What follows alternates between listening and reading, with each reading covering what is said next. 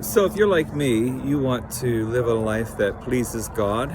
You want to live a good life and be what Jesus wants you to be. And yet you find yourself struggling with sin at times and giving into temptation.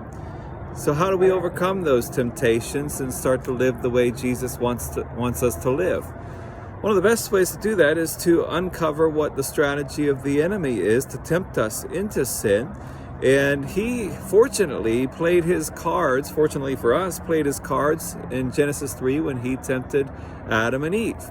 In tempting them, he displayed the way he goes about trying to tempt us away from being faithful to following Jesus.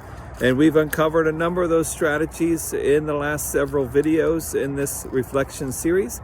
And now we're moving past what he's doing, and we're seeing the after effects as Eve begins to respond to him in verse 6. And as she responds to him, it says that Eve saw that the fruit on the tree was good for food. She saw that it was satisfying to something she desired.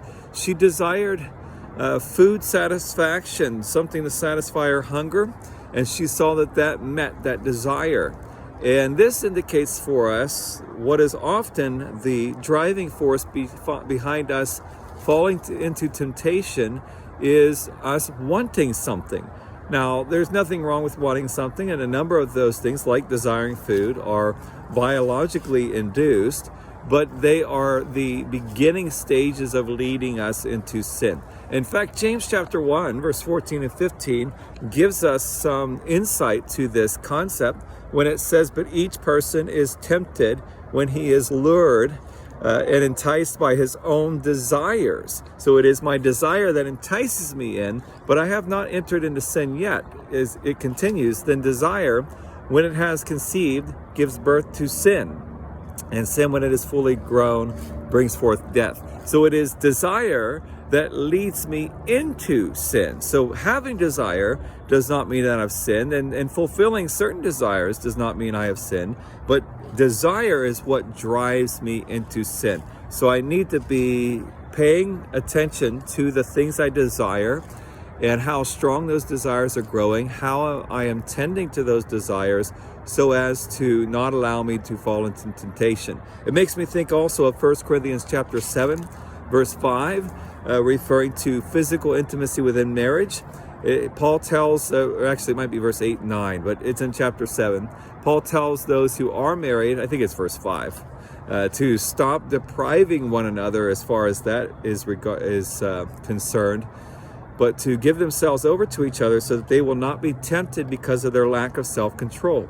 That is, that we are making sure that we're, to the best of our ability, in a pure way, providing fulfillment to our desires, so that when we are faced with temptation, we do not have such strong desires that we're overcome with them when we give in to sin.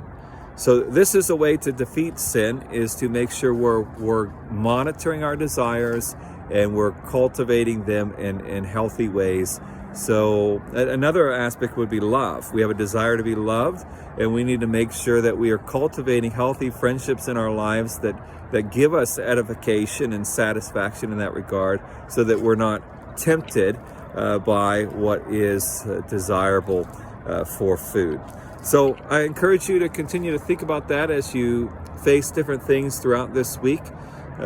What am I desiring, and what is that doing to me right now? If you like this video, or if you have any questions about what I had said in this video, please feel free to leave a comment. I'll be glad to respond to you. Or if you'd rather to contact me personally, you can message the Bethel page and I'll be glad to respond to you, that is on Facebook, or you can email me at dleveck@bethelpgh.org. If you like the video, I encourage you please to like it, comment on it, and share it. Share it with somebody so that somebody else can receive the benefit of what God's revealing in His Scripture, particularly in Genesis. If you're on YouTube, please subscribe to the channel and hit the notification button.